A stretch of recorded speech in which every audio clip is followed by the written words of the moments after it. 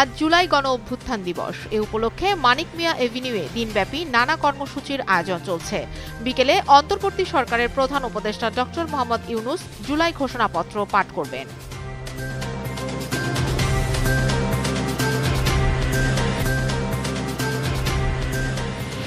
মানিক মিয়া এভিনিউতে জুলাই ঘোষণাপত্র অনুষ্ঠান আয়োজন করেছে সরকার। সেই অনুষ্ঠানে আমন্ত্রণ পেয়ে অংশ নেবেন বিএনপির মহাসচিব মির্জা ফখরুল ইসলাম আলমগীরের নেতৃত্বে ৫ সদস্যের প্রতিনিধি দল।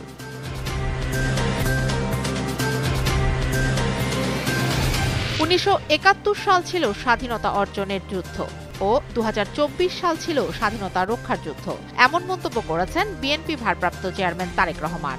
গণ অভ্যুত্থানের বর্ষপূর্তিতে জাতির উদ্দেশ্যে বক্তব্যে তিনি কথা বলেন।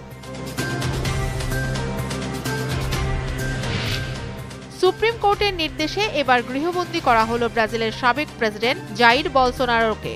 সামাজিক যোগাযোগ মাধ্যম ব্যবহারের নিষেধাজ্ঞা অমান্য করায় তার বিরুদ্ধে এ রায় দেওয়া হয়।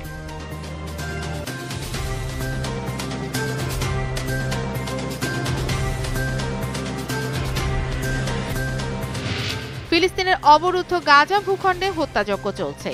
সবশেষ ইসরায়েলি হামলায় কমপক্ষে আরও ৯৪ ফিলিস্তিনি নিহত হয়েছেন। এর ফলে এই উপত্যকাটিতে নিহতের মোট সংখ্যা বেড়ে ৬০,৯৩৩ জনে দাঁড়িয়েছে।